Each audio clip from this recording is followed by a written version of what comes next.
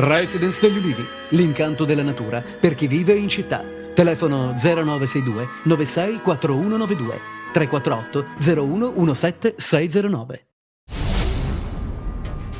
10 quintali di cocaina sono stati sequestrati dai carabinieri del nucleo investigativo di Roma in un container nel porto di Gioia Tauro. La droga proveniva dal Brasile ed era nascosta all'interno di alcuni carrelli trasportatori per uso agricolo. Secondo gli investigatori, l'ingente sequestro di cocaina è uno dei più importanti negli ultimi 15 anni in Italia ed il valore stimato si aggira intorno ai 250 milioni di euro. La droga era destinata probabilmente al mercato europeo ed a quello italiano. Era l'avvocato Francesco Nizzari, di 42 anni, rimasto soltanto ferito, l'obiettivo dell'agguato di sabato sera a Palmi. È quanto emerso dalle indagini dei carabinieri. Nell'agguato è stato ucciso per errore Martino Luverà, 33 anni, incensurato, operaio LSU del comune di Isola Bona, Imperia. Luverà si è trovato, mentre rincasava, sulla traiettoria dei colpi sparati contro l'avvocato Nizzari ed è morto dunque solo per un caso. Le condizioni di Nizzari, raggiunto da 4 colpi di fucile, sono molto gravi. Un teschio umano è stato trovato sul portone centrale della cattedrale di Cassano allo Ionio. A trovare il teschio sono stati alcuni passanti che hanno avvertito i carabinieri e adesso sarà sottoposto ai rilievi scientifici per identificare a chi apparteneva. Accertamenti sono stati anche avviati nel cimitero di Cassano, dove potrebbe essere stato prelevato. Al momento non si esclude alcuna ipotesi per spiegare il ritrovamento.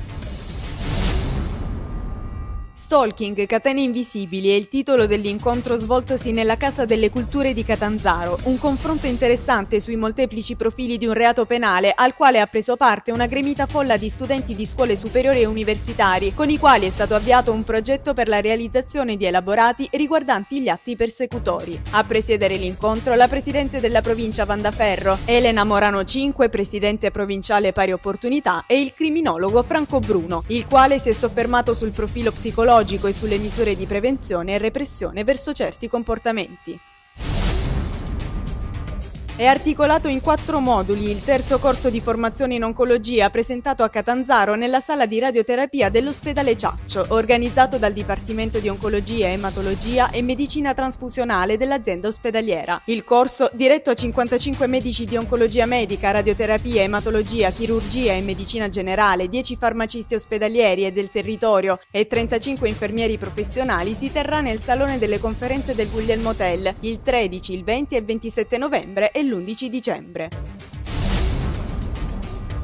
L'immigrazione e l'immigrazione sono state al centro della manifestazione dell'Associazione Le Arnie e dell'amministrazione comunale di Crotone. È stata presentata la mostra documentale Suonatori, Girovaghi, Lavavetri, Macaroni e Vucumpra fino al 25 novembre al Castello di Carlo V. Presenti Anna Torchia con il consigliere Francesco Pesce e il presidente dell'associazione Gaetano Scicchitano. Si sono esibiti Dorotea Licausi, Innocenzo Muscò, Alex Cimino, il soprano Teresa Cardace e la cantante russo-cubana Renata Mezzenozza.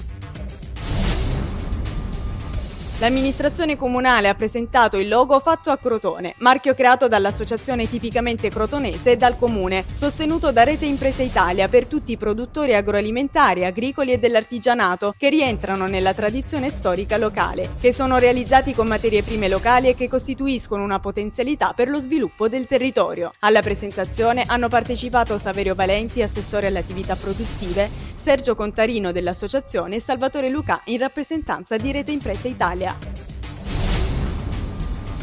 Grande successo per il concerto di musica jazz di Diane Shure a Catanzaro, uno degli eventi di spicco del Festival d'autunno diretto da Antonietta Santacroce. L'artista statunitense ha dimostrato la sua spiccata capacità di spaziare dal classico al moderno. Quello di Catanzaro è stato uno dei 2 concerti previsti dalla breve tournée della Signora del Jazz in Italia. L'altro avrà luogo il 16 novembre a Salerno. Nel concerto a Catanzaro invece la cantante statunitense si è esibita in quartetto, una formazione che ha reso la sua esibizione più intima e suggestiva.